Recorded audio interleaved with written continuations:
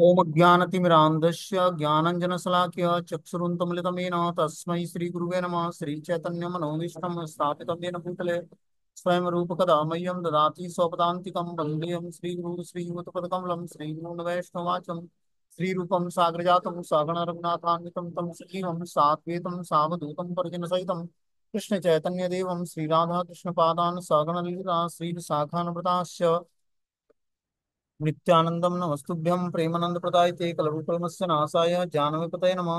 नमो महावदन्याय कृष्ण प्रेम प्रदायते कृष्णाय कृष्ण चैतन्य नामिने गौरद्विष नमः। पंचतत्वात्मकं कृष्णं भक्तरूप स्वरूपकं भक्तावतारं भक्ताख्यं नमामि भक्ति शक्तिकम्। हे कृष्ण करुणा सिंधु दीनबंधु जगतपतये गोपेश गोपिका कांत राधा कांत नमस्तुते। तप्त कांचन गौरांगे श्री राधे वृंदावनेश्वरी वृषभानुसुते देवी प्रणमामि हरिप्रिये। वाञ्छाकल्पतरुभ्यश्च कृपा सिन्धुभ्यो च पतितानां पावनेभ्यो वैष्णवेभ्यो नमो नमः। जय श्री कृष्ण चैतन्य प्रभु नित्यानंद श्री अद्वैत गदाधर श्रीवासादि श्री गौर भक्तवृंद। हरे कृष्ण कृष्ण कृष्ण हरे हरे, हरे राम राम राम हरे हरे। तो इसमें आज हम लोग मथुरा नगरी की परिक्रमा कर रहे थे। तो कल हमने कुछ तीर्थों के बारे में बताया था कि विश्राम घाट के उत्तर और दक्षिण तरफ कौन से तीर्थ हैं। अब विश्राम घाट से जब आगे बढ़ते हैं, तीर्थों का दर्शन करने के बाद आगे जब बढ़ते हैं वहां पर स्नान करके और आगे बढ़ते हैं, तो बता रहे हैं कि भूतेश्वर महादेव, ठीक है ना, बोलते हैं मथुरा के पश्चिम दिशा में क्षेत्रपाल के रूप में नित्य काल भूतेश्वर महादेव विराजमान है। पासी में कंस के द्वारा पूजित पाताल देवी हैं। कुछ दूर आगे पोतरा कुंड है, आदि केशव और जन्म स्थान है जिसका वर्णन पहले किया जा चुका है। इसके आगे ज्ञान वापी या ज्ञान बावड़ी है। तो भूतेश्वर महादेव जो हैं मथुरा के पश्चिमी दिशा में क्षेत्रपाल के रूप में उस क्षेत्र के रक्षक हैं। वो नित्य काल भूतेश्वर महादेव के रूप में विराजमान रहते हैं। पासी में कंस द्वारा पूजित जो है पाताल देवी हैं। और कुछ ही दूरी पर जो है पोतरा कुंड और आदि केशव और जन्म स्थान है भगवान का, जिसका हम लोग वर्णन पहले ही सुन चुके हैं। अब बता रहे हैं कि कंकाली एक किला है, उस पर एक कंकाली देवी का दर्शन होता है। कंस के द्वारा पूजित होने के कारण यह कंस काली या कंकाली देवी कहलाती हैं। यह वही अष्टभुजा सिंह वाहिनी दुर्गा देवी हैं जिसे कंस ने देवकी की कन्या समझकर उसे मारना चाहा था, किंतु देवी उसके हाथ से छूटकर आकाश में चली गई। इससे आगे बलभद्र कुंड है। कुंड के तट पर दाऊ जी और जगन्नाथ जी का मंदिर है। वहां से आगे भूतेश्वर जी का मंदिर है। तो कंकाली देवी जो हैं काली जी हैं, जो कंस ने देवकी के पुत्री को जो मारने का प्रयास किया था, तो जो अष्टभुजा धारण करके सिंह वाहिनी दुर्गा देवी जो आकाश में चली गई थी, वही जो है उन्हीं का मंदिर है काली देवी के नाम से, ठीक है ना। और पास में ही भूतेश्वर महादेव जी का मंदिर है। ये दोनों आसपास है। अब आगे बोलते हैं ज्ञान वापी एक जगह है। बोलते हैं मथुरा की पंचकोसी परिक्रमा मार्ग पर भूतेश्वर महादेव और कटरा केशव देव श्री कृष्ण जन्म स्थान के मध्य में भूगर्भ में छिपा हुआ एक महत्वपूर्ण पौराणिक तीर्थ है, ज्ञान वापी या ज्ञान बावड़ी। इस तीर्थ के संबंध में ऐसा उल्लेख है कि यो वाप्य धर्म राजस्य मथुरा यास्यस्तु पश्चिमे स्थानम करोति तस्याम तू ग्रह दर्शनम लिप्यते। अर्थात जो लोग मथुरा के पश्चिम में स्थित धर्मराज की इस वापी बावड़ी में स्नान करते हैं उनके सारे ग्रह दोष दूर हो जाते हैं एवं भगवत भक्ति होती है। बोलते हैं जो ज्ञान वापी है या ज्ञान ज्ञान बावड़ी है, उसमें अगर जो व्यक्ति कोई स्नान करता है तो उसके सारे ग्रह दोषों का समाप्त हो जाते हैं और वो धीरे धीरे भगवत भक्ति प्राप्त कर लेता है। बोलते हैं आगे कि सत्यु को एक तीर्थ कहूँ, वापी ज्ञान भक्ति को लहूं, याम जो स्नान करे जू धोई पाए बहु पुण्य भरे जू। बता रहे हैं कि वायु पुराण में धर्मराज युधिष्ठिर ने इस बावड़ी का निर्माण निर्माण कराया था। भगवान श्री कृष्ण और महाराजा युधिष्ठिर मंत्रणा स्थल होने के कारण यह स्थान बहुत ही महत्वपूर्ण है। तो यहाँ पर वायु पुराण के अनुसार धर्मराज युधिष्ठिर ने ये बावड़ी का निर्माण कराया था, ठीक है ना। तो इस बावड़ी में जो भी स्नान करता है तो जो है भगवान कृष्ण की भक्ति प्राप्त होती है। अब आगे बता रहे हैं कि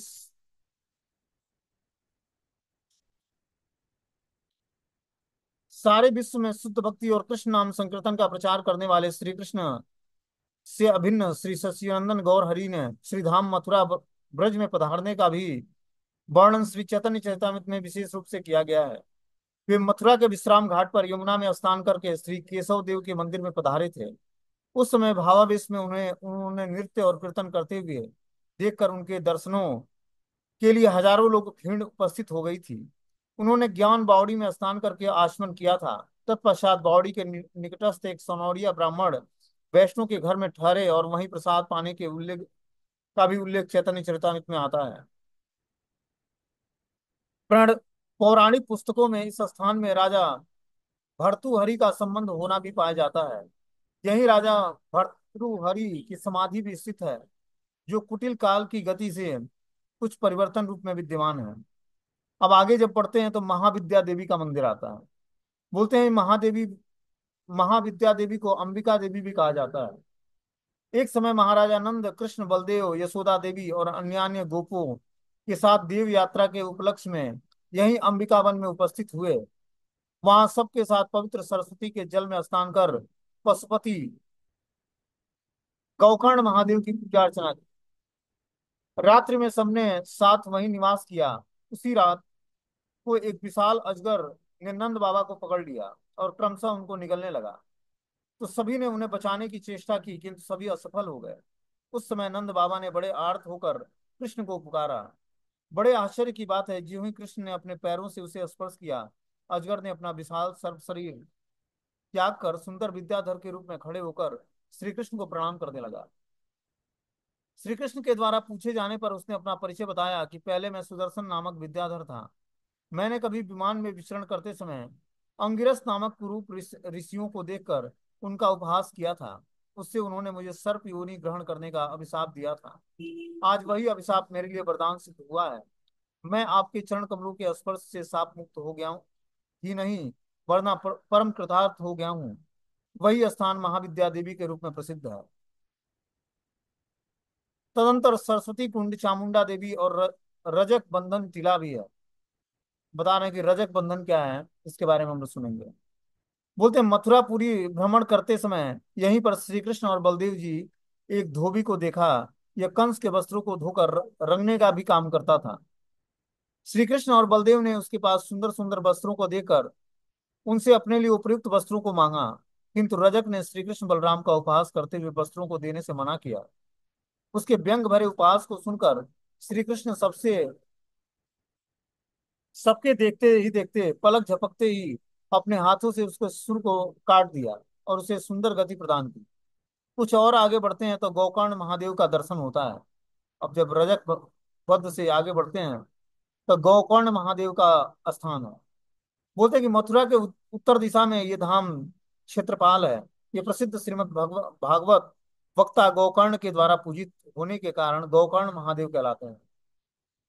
जो गोकर्ण थे धुतकारी के भाई गोकर्ण ऋषि, वहीं पर ये गोकर्ण महादेव स्थित है, क्योंकि ये उन्हीं के द्वारा पूजित थे, इसीलिए इनका नाम गोकर्ण महादेव रखा गया है। ये भी मथुरा के उत्तर दिशा में क्षेत्रपाल है। मतलब मथुरा के उत्तर दिशा से ये भगवान शिव रक्षा करते हैं। इससे आगे यमुना के तट पर नीलकंठेश्वर महादेव का दर्शन करते हुए अम्बरीश टीला का दर्शन होता है।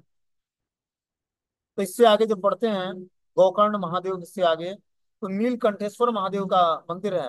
वहां दर्शन करते हुए अम्बरीश टीला का भी दर्शन होता है साथ। बोलते हैं अमरीश टीला जो है सरस्वती और यमुना के संगम के समीप ही दाहिनी ओर अमरीश टीला है। महाराजा अमरीश सतयुग में सप्तद्वीपवती पृथ्वी के चक्रवर्ती सम्राट थे। वे भगवान के एकांतिक भक्त थे। उन्होंने अपनी सारी इंद्रियों को भक्ति के विभिन्न अंगों में के पालन में नियुक्त कर रखा था। वे मन के द्वारा श्री कृष्ण की लीलाओं का चिंतन करते, वाणी के द्वारा भगवान का नाम कीर्तन और लीलाओं का कथाओं का वर्णन करते, हाथों के द्वारा भगवान के मंदिर का मार्जन करते, कानों के द्वारा भगवान की कथाओं का श्रवण करते, नेत्रों से मुकुंद के सुंदर मंदिर का दर्शन करते, घ्राणेन्द्रियों से भगवान के चरण कमलों में अर्पित माल्य चंदन आदि निर्माल्य की सुगंध ग्रहण करते, रसना के द्वारा भगवत अर्पित प्रसाद का सेवन करते और पैरों से भगवत धाम और तुलसी और श्री मंदिर की आदि की परिक्रमा करते हैं तथा एकादशी आदि हरिवार वासर तिथि का पालन भी करते हैं। एक समय मथुरा में उन्होंने इस स्थान पर वास करते हुए द्वादशी व्रत का निर्जला उपवास किया।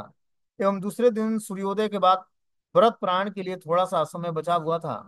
उन्होंने पूजा अर्चना आदि के पश्चात ज्यों ही भगवान को निवेदित अन्न के द्वारा व्रत पारायण करना चाहा, उसी समय महर्षि दुर्वासा वहां पर उपस्थित हुए। महाराज अम्बरीश ने आदर पूर्वक उन्हें भी व्रत का पारायण करने के लिए निमंत्रित किया। महर्षि महाराज से कहते हैं कि आपका निमंत्रण स्वीकार है, किंतु मेरे अभी कुछ नित्य कृत्य बाकी हैं।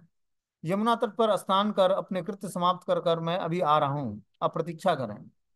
ऐसा कहकर वो यमुना की ओर चले गए। महर्षि दुर्वासा को लौटने में कुछ विलंब हो गया। इधर व्रत प्राण का समय बीता जा रहा था। महाराजा अम्बरीश ने ब्राह्मणों एवं सभासदों से परामर्श करके व्रत की रक्षा के लिए भगवत चरणामृत की एक बूंद ग्रहण कर ली। जब महर्षि दुर्वासा लौटे तो ये जानकर बड़े क्रोधित हुए कि महाराजा अम्बरीश ने उनकी प्रतीक्षा किए बिना ही व्रत का प्राण कर लिया है। उन्होंने अपनी जटा से एक बाल उखाड़ी और धरती पर पटका। जैसे ही धरती पर पटका तो उससे कृत्या नामक एक राक्षसी प्रकट होती है, जो अम्बरीश महाराज को भस्म करना चाहती थी। महाराजा अम्बरीश दीनता पूर्वक हाथ जोड़े निर्भीक रूप से खड़े रहे, किंतु भक्तों के रक्षक सुदर्शन चक्र ने तत्क्षणात प्रकट होकर कृत्या को जलाकर भस्म कर दिया और महर्षि की ओर लपके। महर्षि दुर्वासा सिर पर पैर रखकर बड़ी तेजी से भू भुआ स्व आदि सारे लोकों में इधर उधर प्राणों को बचाने के लिए भागे। ब्रह्मलोक और शिवलोक में भी गए, किंतु किसी ने उनकी रक्षा करने से मना कर दिया। सर्वत्र ही उन्होंने भयंकर चक्र सुदर्शन को अपने पीछे करता देखा। अंततः वो बैकुंठ लोक में भगवान नारायण के पास पहुंचे और त्राहि त्राहि पुकारने लगे कि रक्षा करो हे भगवान। भगवान श्री नारायण ने कहा कि मैं भक्तों के पराधीन हूँ। मैं उनका हृदय हूँ और वे मेरे हृदय हैं। जिन्होंने घर बार स्त्री पुत्र परिवार धन संपत्ति आदि सब कुछ छोड़कर मेरी शरण ग्रहण की है, उनको मैं भला कैसे छोड़ सकता हूँ। आप शीघ्र ही भक्त अम्बरीश के पास लौटकर क्षमा मांगे। उनकी प्रार्थना से ही सुदर्शन चक्र शांत होगा, अन्यथा नहीं। परम भागवत अम्बरीश महाराज 1 वर्ष तक दुर्वासा मुनि के कल्याण की कामना करते हुए वहीं प्रतीक्षा करते हुए खड़े रहे। वैकुंठ से लौटकर दुर्वासा मुनि ने अस्त व्यस्त होकर महाराजा अम्बरीश से अपने प्राणों की भीख मांगी। अम्बरीश महाराज की प्रार्थना पर सुदर्शन चक्र शांत हुआ और महर्षि को आदर पूर्वक विधिवत प्रकार से सुस्वादु अन्य व्यंजनों से संतुष्ट किया। दुर्वासा जी अम्बरीश महाराज की महिमा देखकर आश्चर्यचकित हो गए। उन्होंने कहा, ओहो, आज मैंने भगवान अनंत देव के भक्तों की अभूतपूर्व महिमा की उपलब्धि को देखा है। मुझ जैसा अपराधी की भी उन्होंने सदा मंगल की ही कामना की है। यह केवल भगवत भक्तों के लिए ही संभव है। यह वही स्थान है जहाँ अम्बरीश टीला, जहाँ अम्बरीश की महिमा आज भी साक्षी दे रहा है। पास ही यमुना के तट पर चक्र तीर्थ है, जहाँ महाराजा अम्बरीश ने सत्व स्थिति के द्वारा सुदर्शन चक्र को शांत किया था। कृष्ण गंगा और गौ घाट के आगे कंस किला, घंटा कर्ण और मुक्ति तीर्थ है। कंस किला कंस का निवास स्थान है या उसका राजभवन है। किले के भवनावेश अवशेष आज भी उसके साक्षी दे रहे हैं। कंस किला और स्वामी घाट, वसुदेव घाट के बीच में ब्रह्म घाट, वैकुंठ घाट और धारापतन तीर्थ है। तत्पश्चात असी कुंड और मर्णिकर्णिका घाट के पश्चात विश्राम घाट है। यहीं पर पंचकोसी मथुरा परिक्रमा समाप्त होती है। आगे बता रहे हैं कि अंतर्गृह परिक्रमा में विश्राम घाट के दक्षिण में गताश्रम नारायण का मंदिर है। वर्तमान सती बुर्ज के पास ही दाहिनी और गली में चर्चिका देवी का दर्शन है। रंगेश्वर मंदिर के पास पूर्व की ओर और सप्त सामुद्रिक कूप है। जंक्शन स्टेशन जाने पर राजमार्ग में रेल लाइन के नीचे शिवताल है। वहीं से मधुबन जाने का रास्ता भी है और भरतपुर के दरवाजे के समीप ही दीर्घ विष्णु का मंदिर है। तो दीर्घ विष्णु का मंदिर कौन सा है, इसके बारे में हम लोग सुनिए। बोलते हैं दीर्घ विष्णु जो हैं, जिस प्रकार श्री कृष्ण गोप सखाओं और श्री बलदेव जी के साथ रंग भूमि में जा रहे थे, उसी श्रम में श्री दामा आदि सखाओं ने सखा कृष्ण से पूछा, सखे, तुम रंग भूमि में जा रहे हो, इतने सुकोमल और नन्हे शरीर से महाबलवान कंस को कैसे मारोगे। श्री कृष्ण ने शंख चक्र गदा पद्म धारण किए हुए अपने दुर्ग स्वरूप को दिखलाया। तब सखाओं को यह विश्वास हुआ कि उनका कन्हैया नारायण की कृपा से सब कुछ कर सकता है। जो ब्रजवासी थे वो भगवान कृष्ण को भगवान नहीं मानते थे, वो नारायण को भगवान मानते थे, वो कृष्ण को तो अपना मित्र या पुत्र मानते थे। क्या बोलते हैं कि श्री कृष्ण ने शंख चक्र गदा पद्म धारण किए हुए अपने दीर्घ स्वरूप को दिखलाया, तब सखाओं को यह विश्वास हुआ कि उनका कन्हैया नारायण की कृपा से सब कुछ कर सकता है। नारायण की कृपा से सब कुछ कर सकता है। पहले भगवान ने क्या किया, अपना शंख चक्र गदा पद्म रूपी धारण जो है स्वरूप उनको दिखाया गोप वालों को। तो उनको लगा कि नारायण की कृपा से कृष्ण बचा है। ठीक है ना। इस तरह से सखाओं को ही विश्वास हुआ कि कन्हैया नारायण की कृपा से ही सब कुछ कर सकता है, और उन्हीं की कृपा से ये सुरक्षित है। कभी कभी इसमें नारायण का भी आवेश आ जाता है। तब वे नृत्य करते हुए श्री कृष्ण के साथ आनंद पूर्वक रंगशाला की ओर चल पड़े। अब सारे ग्वाल वाल जो हैं रंगशाला की ओर चल पड़ते हैं।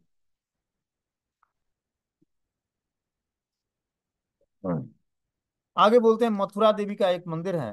बोलते हैं दीर्घ विष्णु के समीप ही पूर्व की ओर एक गली में मथुरा देवी का दर्शन होता है। मथुरा देवी का श्री यमुना से बड़ा ही प्रीतिपूर्वक सखी का संबंध है। दोनों मिलकर अपने प्रभु श्री कृष्ण की सेवा करती हैं। इन्हें मथुरा की अधिष्ठात्री देवी कहा जाता है। जो मथुरा देवी हैं वो मथुरा की अधिष्ठात्री देवी हैं। ठीक है ना। और भगवान की सखी हैं। भगवान की भगवान को अपना मित्र मानती हैं। तो इस तरह भगवान श्री कृष्ण की सेवा करती हैं। आगे श्री पद्मनाभ जी का मंदिर है। जब उसी गली से आगे जब होकर पूर्व की ओर जाने पर भगवान श्री पद्मनाभ जी का चौबैया पाड़ा में एक मंदिर है। गर्भोदशाई भगवान विष्णु पद्मनाभ के नाभि स्थल से निकले हुए कमल डंडी से निसत्य पद्म के ऊपर लोक पितामह ब्रह्मा जी का जन्म होता है, और उन्हीं की कृपा से वैराज्य ब्रह्म जी स्थूल ब्रह्मांड की सृष्टि करते हैं। अब आगे जो है, जब पद्मनाभ जी के मंदिर से आगे बढ़ते हैं तो भगवान आदि वराह जी का मंदिर मथुरा में है। बोलते हैं कि आगे बढ़ने पर वर्तमान द्वारकाधीश मंदिर के पीछे माड़िक के चौक चौक पे वराह जी का दो मंदिर है। एक में कृष्ण वराह मूर्ति है और दूसरे में श्वेत वराह मूर्ति का दर्शन होता है। दो मंदिर हैं। पहले में भगवान काले वराह के रूप में है और दूसरे में श्वेत वराह के रूप में उनकी मूर्ति विराजमान है। बाह्य कल्प में स्वयंभू मनवंतर में ब्रह्मा जी के नासिका का छिद्र से कृष्ण वराह का जन्म हुआ था। तो जो कृष्ण वराह हैं वो ब्रह्मा जी की नासिका से, जब ब्रह्मा जी को छींक आती है तो उनके नासिका से वराह देव का प्रकट होता है, प्राकट्य होता है। ये चतुष्पाद वराह मूर्ति थे। इन्होंने रसातल में पृथ्वी देवी को अपने दांतों पर रखकर उद्धार किया था। चाक्षुष मनवंतर में समुद्र के जल में श्वेत वराह का आविर्भाव हुआ था। उनका मुखमंडल वराह के समान और नीचे का अंग मनुष्य का था। इन्हें नृवराह भी कहते हैं। इन्होंने हिरण्याक्ष का वध और पृथ्वी का उद्धार किया था। सतयुग के प्रारंभ में कपिल नामक एक ब्राह्मण ऋषि थे। वे भगवान आदि वराह के उपासक थे। देवराज इंद्र ने उस ब्राह्मण को प्रसन्न कर पूजा करने के लिए उन्हें उक्त वराह विग्रह को स्वर्ग में लाकर प्रतिष्ठित किया था। पराक्रमी रावण ने इंद्र को पराजित करके उस वराह विग्रह को स्वर्ग में लाकर लंका में स्थापित किया था। भगवान श्री रामचंद्र ने निर्विशेषवादी रावण का वध करके उक्त मूर्ति को अब अयोध्या में अपने राजमहल में स्थापित किया था। तो देखो वो जो बराह देव का मूर्ति है सतयुग में जो है कपिल नामक एक ब्राह्मण ऋषि के पास थे। फिर जो है देवराज इंद्र उस ब्राह्मण को प्रसन्न करके और बराह विग्रह को स्वर्ग में ले आकर प्रतिष्ठित करते हैं। फिर क्या करता है, जब रावण जो इंद्र को पराजित करके उस बराह विग्रह को स्वर्ग से ले जाकर लंका में स्थापित करता है, और भगवान जब श्री राम प्रकट होते हैं और रावण का वध करते हैं, तो रावण का वध करने पर वो मूर्ति ले आकर अयोध्या में के राजमहल में भगवान राम स्थापित कर देते हैं। महाराजा शत्रुघ्न लवणासुर का वध करने के पश्चात प्रस्थान करते समय उक्त बराह मूर्ति को ज्येष्ठ भ्राता श्री राम जी से मांगकर अपने साथ लाकर और लवणासुर वध के पश्चात मथुरापुरी में उक्त मूर्ति को प्रतिष्ठित किया। यहाँ बराह जी की स्त्री मूर्ति दर्शनीय है। इसके अतिरिक्त भी बहुत से दर्शनीय स्थल हैं जिनका पुराण आदि में उल्लेख तो है, किंतु अधिकांश स्थान आज लुप्त हो गए। तो पुराणों में और भी मथुरा नगरी के बहुत सारे लीला स्थलियों का वर्णन है, लेकिन वो स्थान आज दिखते नहीं है। सब लीला स्थलियां धीरे धीरे लुप्त होती जा रही हैं कलयुग के प्रभाव से। तो यहाँ पर मथुरा नगरी की परिक्रमा समाप्त हो जाती है। जितने भी मथुरा के अंदर तीर्थ थे, भगवान के अलग अलग लीला स्थली थी, सबका दर्शन हो गया। ठीक है ना। अब आगे जो है वहां से मथुरा से आगे मधुबन चलते हैं। बोलते हैं श्री मथुरा के नेतृत्व कोण में भूतेश्वर महादेव के से लगभग 2.5 मील की दूरी पर मधुबन स्थित है। यह ब्रज के प्रसिद्ध 12 वनों में से एक है। सतयुग में मधु नामक एक दैत्य का भगवान से यहाँ वध किया था, इस कारण भगवान का नाम मधुसूदन हो गया। अतः भगवान मधुसूदन के नाम पर इस वन का नाम मधुवन पड़ा था, क्योंकि यह मधुवन भगवान श्री मधुसूदन के समान ही प्रिय और मधुर है। तो भगवान उस मधु नामक दैत्य का वध जो है उसी वन में किया था भगवान ने, इसीलिए उसका नाम जो है, भगवान का नाम मधुसूदन पड़ा, और भगवान के नाम पर उस वन का नाम मधुवन पड़ा। और मधुवन भगवान श्री मधुसूदन के नाम से ही प्रिय और मधुर है। ठीक है ना, तो मधुर बोलते हैं। मधुसूदन का दूसरा नाम माधव है, क्योंकि वे सर्व लक्ष्मीमयी श्रीमती राधिका जी को के ध्व अर्थात प्रियतम और वल्लभ हैं। वे श्री माधव ही वन के अधिष्ठात्र देवता हैं। वन भ्रमण के समय यहाँ स्नान और आचमन के समय ओंग हांग हिंग मधु वनाधिपतये माधवाय नमः स्वाहा मंत्र का जप करना चाहिए। इस मंत्र के जप से यहाँ की परिक्रमा सफल होती है। मधुवन का वर्तमान नाम महोली ग्राम है। ग्राम के पूर्व में ध्रुव टीला है, जिस पर भालक ध्रुव एवं उनके आराध्य चतुर्भुज नारायण का श्री विग्रह विराजमान है। यही ध्रुव की तपस्या स्थली है। यहीं पर बालक ध्रुव ने महर्षि नारद के दिए हुए मंत्रों के द्वारा भगवान की कठोर आराधना की थी, जिससे प्रसन्न होकर भगवान ने उनको दर्शन दिया था, और 36,000 वर्ष का एक छत्र भूमंडल का राज्य और तत्पश्चात अक्षय भूलोक प्रदान किया था। आगे बता रहे हैं कि ध्रुव लोक ब्रह्मांड के अंतर्गत श्री हरि का एक अक्षय धाम है। त्रेता युग में मधु दैत्य के अत्याचार से ऋषि मुनि और यहाँ के निवासी बहुत भयभीत थे। उस दैत्य ने भगवान शंकर जी की कठोर आराधना कर उनसे एक त्रिशूल प्राप्त किया था। वह त्रिशूल उसके हाथों में रहने पर उसे देवता, दानव अथवा मनुष्य कोई भी पराजित नहीं कर सकता था। वह सूर्य वंश का एक राजकुमार था, किंतु कुसंग में पड़कर बड़ा ही क्रूर और अत्याचार सदाचार विहीन हो गया था। इसलिए उसने पिता ने उसे त्यक्त पुत्र के रूप में अपने राज्य से निकाल दिया था। वह मधुवन में रहता था। मधुवन में एक नए राज्य की स्थापना कर वह सभी को पीड़ित करने लगा था। सूर्यवंश के महाप्रतापी राजा मानधाता ने उसे दंड देने के लिए उस पर आक्रमण किया, किंतु मधु दैत्य के शंकर भगवान शंकर से प्रदत्त शूल के द्वारा वे भी मारे गए। अपनी मृत्यु के पूर्व दैत्य ने उस त्रिशूल को अपने पुत्र लवणासुर को दिया। उससे कहा कि जब तक तेरे हाथों में यह शूल रहेगा तुम्हें कोई नहीं मार सकता है। अधिकंतु शत्रु तुम्हारा इस अमोघ त्रिशूल के द्वारा मारा जाएगा। उस त्रिशूल को पाकर लवणासुर और भी भयंकर अत्याचारी हो गया। उसके अत्याचारों से त्रस्त होकर मधुबन के आसपास के ऋषि महर्षि अयोध्या में श्री राम के समीप पहुंचे और दीनहीन होकर लवणासुर से अपना रक्षा की प्रार्थना की। उन्होंने उस असुर के पराक्रम और अमोघ शूल के संबंध में भी सूचना भगवान श्री राम को दी। उन्होंने कहा कि वह उक्त त्रिशूल रहित अवस्था में ही मारा जा सकता है, अन्यथा वह अजेय है। भगवान श्री रामचंद्र ने अपने छोटे भाई शत्रुघ्न को अयोध्या में ही मधुबन के राज्य तिलक किया। शत्रुघ्न ने लंका से आए हुए प्रभावशाली श्री वराह मूर्ति की पूजा की और के लिए मांगा। श्री रामचंद्र जी ने सहस्त्र व वराह मूर्ति शत्रुघ्न जी को प्रदान किया।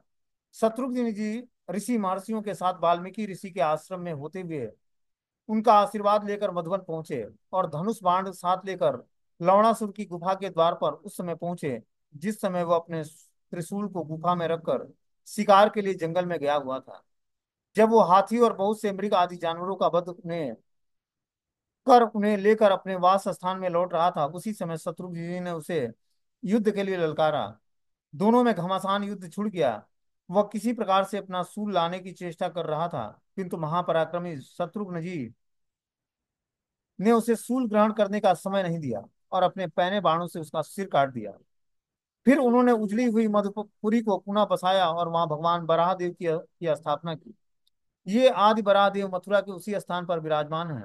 मधुवन में भगवान माधव का प्रिय कुंड मधु कुंड भी है। अब इसे कृष्ण कुंड भी कहते हैं। पास में ही लौड़ासुर की गुफा है। यही कृष्ण कुंड के तट पर भगवान शत्रुघ्न का दार्शनिक श्री विग्रह है। द्वापर युग के अंत में श्री कृष्ण लाखों गौओं के पीछे उनका नाम धौली, धूमरी, कालिंदी आदि पुकारते हुए धीरे धीरे तीरी तीरी ध्वनि करते हुए बलराम भैया के साथ मधुर बांसुरी बजाते सखाओं के कंधे पर हाथ रखे हंसाते हंसाते हुए सभी कुंजों की ओट में ब्रज रमणियों की ओर सतृष्णा नेत्रों से कटाक्षपात करते हुए गौचारण के लिए जाते। गौचारण में ग्वाल ग्वाल मंडली में रसीली धूम मच जाती। इस प्रकार मधुवन में जहां तहां सर्वत्र ही प्रेम का मधुर बरसता रहता था। गौचारण करते हुए श्री कृष्ण श्री बलराम जी के साथ उस प्रेम मधु को पाकर निहाल हो जाते। ब्रज रमणिया गोष्ठ से निकलते एवं लौटते समय कुंजों की आड़ में, महलों की अटारियों पर और झरोखों से अपने प्रेम भरी तिरछी चितवन से कृष्ण की आरती उतारती थी। कृष्ण उसे नेत्र भंगी से स्वीकार करते। कृष्ण के विरह में ये ब्रज बधुएं एक पलक का समय भी करोड़ों युगों के समान और मिलन में एक युग का समान समय भी निसेम के समान अनुभव करती थी। मधुवन में गौचारण की लीला भी मधु के समान मधुर और वर्णनातीत है। कलयुग में अभी 5025 वर्ष पूर्व 525 वर्ष पूर्व श्री चैतन्य महाप्रभु वन भ्रमण करते समय मधुबन में पधारे थे। यहाँ श्री कृष्ण की लीला स्थलियों की स्फूर्ति से वे विहल हो उठे थे। यहाँ पर प्रतिवर्ष बहुत सी यात्राएं विश्राम करती हैं। ऐसा उल्लेख आता है कि भगवान दाऊ जी यहाँ मधुपान करके सखाओं के साथ नृत्य करते थे। आज भी यहाँ काले दाऊ जी का विग्रह दर्शनीय है। इसका गुण रहस्य यह है कि श्री कृष्ण और बलदेव जी वृंदावन और मथुरा छोड़कर द्वारका में परिजनों के साथ वास करने लगे। उस समय ब्रज और ब्रजवासियों का श्री कृष्ण विरह से व्याकुलता की बात सुनकर बलदेव जी ने कृष्ण को साथ लेकर ब्रज में जाने की इच्छा व्यक्त की थी। किंतु किसी कारण से श्री कृष्ण के जाने में विलंब देखकर वे अकेले ही ब्रज में पधारे और सबको यथासाध्य सांत्वना देने की चेष्टा की। किंतु ब्रजवासियों की विरह दशा देखकर स्वयं भी कृष्ण विरह में कातर हो गए। कृष्ण की ब्रज लीलाओं का चिंतन करते हुए, श्याम रस पान करते हुए और श्याम का चिंतन करते हुए स्वयं श्याम अंग क्रांति वाले हो गए। यह श्याम रस ही मधुर है जिसे बलदेव सतत पान करके कृष्ण प्रेम में विभोर रहते हैं। तो क्या होता है कि बलदेव जी वृंदावन में आते हैं मथुरा छोड़कर और द्वारका के परिजनों के साथ वास करने लगते हैं। उस समय श्री कृष्ण और ब्रजवासियों का जो विरह व्याकुलता को देखकर बलदेव जी कृष्ण के साथ को साथ लेकर ब्रज में जाने की इच्छा व्यक्त करते हैं। किंतु किसी कारण कारण से भगवान श्री कृष्ण आ नहीं पाते हैं और बलराम जी अकेले ही ब्रज में पधारते हैं। जब ब्रज में अकेले पधारते हैं तो क्या होता है कि यथा साध्य सांत्वना देने की चेष्टा करते हैं सब ब्रजवासियों को। लेकिन ब्रजवासियों की विरह दशा देखकर वे भी कृष्ण के विरह में कातर हो गए बलराम जी। और जब कृष्ण के विरह में कातर हो जाते हैं और निरंतर भगवान श्री कृष्ण के श्याम रूप का चिंतन करते हैं तो क्या होता है, धीरे धीरे जो है बलराम जी का भी स्वरूप जो है अंग क्रांति जो है सांवले कलर का हो जाता है। इसीलिए वहां पर जो है बलदेव जी का सांवला स्वरूप है मधुबन में। अब आगे जो है तालबन, तालबन की स्टोरी हम लोग सुनेंगे। बोलते हैं अहो यही वह तालबन है जहाँ श्री कृष्ण और श्री बलराम ने यादों के हितार्थ और सखाओं के विनोदार्थ धेनुकासुर का वध किया था। तो ये तालबन है जहाँ भगवान ने धेनुकासुर का वध किया था। मधुबन से दक्षिण पश्चिम में लगभग 2.5 मील की दूरी पर यह तालबन स्थित है। यहाँ ताल के वृक्षों से भरा पूरा एक बड़ा ही सुहावना और रमणीय वन है। दुष्ट कंस ने अपने एक अनुयायी धेनुकासुर का उस वन की रक्षा करने के लिए नियुक्त कर रखा था। वह दैत्य दैत्य बहुत सी पत्नियों और पुत्रों के साथ वहीं सावधानी से इस वन की रक्षा करता था।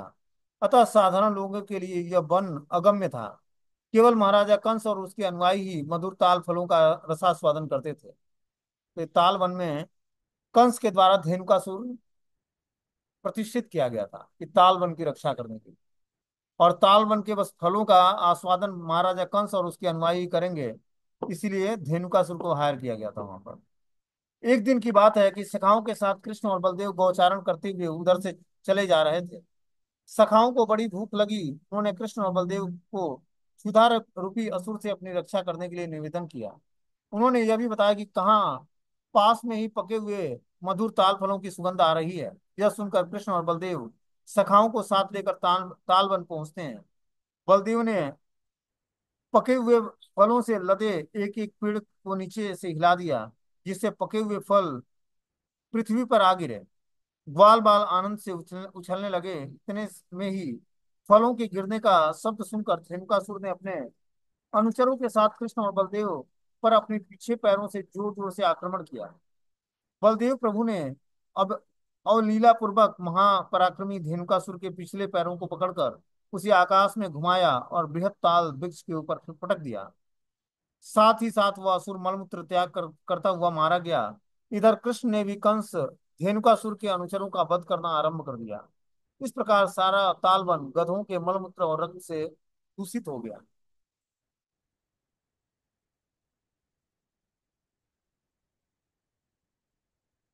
ताल के सारे वृक्ष एक दूसरे से गिरकर नष्ट हो गए। पीछे से तालबन शुद्ध होने पर सखाओं और सर्वसाधारण के लिए सुलभ हो गया। इस उपाख्यान के कुछ रहस्यमय शिक्षाएं हैं कि श्री बलदेव प्रभु अखंड गुरु तत्व हैं। श्री गुरु तत्व की कृपा से ही साधन अज्ञानता से अपने हृदय की रक्षा कर सकते हैं। अर्थात गुरुदेव ही सत शिष्य की विभिन्न प्रकार की अज्ञानता को दूर कर उसके हृदय में कृष्ण भक्ति का संचार करते हैं। धेनुकासुर अज्ञानता की मूर्तिमान स्वरूप है। तो धेनुकासुर जो है इग्नोरेंस का प्रतीक है। और जब बलराम जी को आराधना करेंगे तो बलराम जी हमारे क्या करेंगे, हमारे हृदय में बैठे इस धेनुकासुर का वध कर देंगे। जो हमारे हृदय में जो है क्या है, अज्ञानता है, इग्नोरेंस जो है, वो बलराम जी की कृपा से ही दूर हो सकता है, क्योंकि बलराम जी गुरु तत्व की श्रेणी में आते हैं। बोलते हैं अखंड गुरु तत्व बलदेव जी की कृपा से ही कृष्ण तत्व, भक्ति तत्व और माया तत्व का बोध संभव है। ऐसा होने पर कृष्ण की भक्ति सुदृढ़ हो जाती है। गधे मूर्ख होने के कारण संसार के विविध प्रकार के भारों को ढोने वाले, गदहियों की लात खाने वाले और धोबियों के साथ सर्वदा प्रहार सहने वाले बड़े कामी होते हैं। जो लोग भगवान का भजन नहीं करते और गधे के दुर्गुणों से युक्त होते हैं, वे अपनी मूर्खता बस वर्षा ऋतु में प्रचुर प्रचुर घास वाले स्थान पर भी दुर्बल, पतले और गर्मी के समय कम घास दिनों में मोटे ताजे हो जाते हैं। यहाँ बलभद्र कुंड और बलदेव जी का मंदिर है।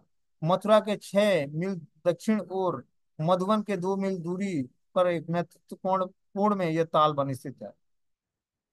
तो इस तरह से हम लोगों ने ताल की स्टोरी सुनी। अब आगे जो है कुमुद वन है। बोलते हैं कि ताल से 2 मील पश्चिम में कुमुद वन स्थित है। इसका वर्तमान नाम जो है कुदर वन है। यहाँ एक कुंड है जिसमें कुमुदनी कुंड और बिहार कुंड भी कहते हैं। श्री कृष्ण और श्री बलराम जी सखाओं के साथ गौचारण करते हुए इस रमणीय स्थान पर विचरण करते थे। सखाओं के साथ श्री कृष्ण स्वयं इसमें जल विहार करते और गौओं को भी मधुर शब्दों से बुलाकर उनको जल पिलाते और उन्हें उनके ऊपर बैठ जाते। कुमुदनियों फूलों के हार बनाकर एक दूसरे को पहनाते। कभी कभी कृष्ण सखाओं से छिपकर श्रीमती राधा रानी, ललिता, विशाखा आदि प्रियतम सखियों के साथ जल विहार करते थे। आज यहाँ का कुंड के तट पर श्री कपिल देव जी की मूर्ति विराजमान है। भगवान कपिल ने यहाँ पर स्वयं भगवान श्री कृष्ण की आराधना की थी। यहाँ से ब्रज यात्रा शांतनु कुंड से होकर बहुलावन की ओर प्रस्थान करती है। आसपास में उस पार मान को नगर लगाए गणेशर तहिया। बोलते हैं कि आगे जो है औराई, गौराई, छठी करा, गरुण गोविंद, ऊंचा गांव आदि दर्शनीय लीला स्थली हैं। तो इससे आगे जो बढ़ते हैं तो भगवान की बहुत सारी लीला स्थलियां हैं, जैसे मानको नगर, लगायो, गणेश, गंधेश्वरी वन, तदीहा, आरोय, गौराई, छठी करा, गरुण गोविंद, उच्चा गांव आदि दार्शनिक लीला स्थलियां भी आज भी विद्यमान है। लेकिन कुछ कुछ उसके जो है पार्ट जो है लुप्त हो गए हैं। आगे बता रहे हैं कि दतिया, यह स्थान मथुरा के पश्चिम दिशा में लगभग 6 मील, शांतनु कुंड से 2 मील की दूरी पर स्थित है। यहाँ पर श्री कृष्ण ने दंत वक्र का वध किया था। पद्म पुराण के अनुसार सूर्य ग्रहण के समय नंद आदि समस्त ब्रजवासी एवं श्री कृष्ण की प्रियतम गोपी कृष्ण से मिलने कुरुक्षेत्र गई थी। श्री कृष्ण ने बोला, मैं शीघ्र ही ब्रज में आऊंगा। पुनः पुनः ऐसा आश्वासन देकर श्री कृष्ण ने उन सभी को ब्रज में लौटने का आदेश दिया। गोप गोपियां नंद बाबा के समय साथ ब्रज में लौटे, किंतु गोकुल महावन में जाकर तदीहा के पास में ही यमुना तट पर कृष्ण की प्रतीक्षा करने लगे। जहाँ प्रतीक्षा प्रतीक्षा करते हुए वास कर रहे थे, उस गांव का नाम मगेरा तथा मघेरा है, और दूसरा गांव का नाम उस पार है। उधर श्री कृष्ण शिशुपाल को मारकर ब्रज में आए और उसी स्थान पर दंत वक्र का वध किया, और यमुना पार कर माता पिता और ब्रजवासियों से मिले। यहाँ दंत वक्र का वध होने के कारण यह दतिया कहलाता है स्थान। यहीं पर भगवान ने दंत वक्र का वध किया था, शिशुपाल और दंत वक्र।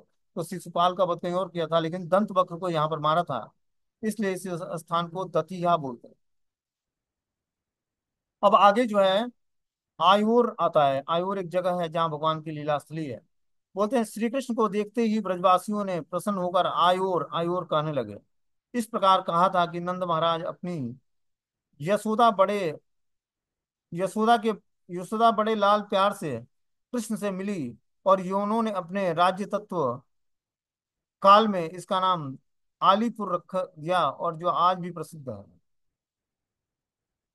तो आयूर का नाम एक आलीपुर है, जो यवनों ने रखा था, मुसलमानों ने रखा था राजत्व काल में, जब राजा थे यवन लोग, उस समय इसका नाम जो है आलीपुर रख दिया था। ठीक है ना, आयूर का नाम बदलकर आलीपुर कर दिया था। बोलते हैं गौराई या गौरवाई। जब नंद बाबा कुरुक्षेत्र से लौटे, तब इस गांव में जमींदार ने बड़े आदर और गौरव के साथ उनका सम्मान किया था, गौराई ग्राम में।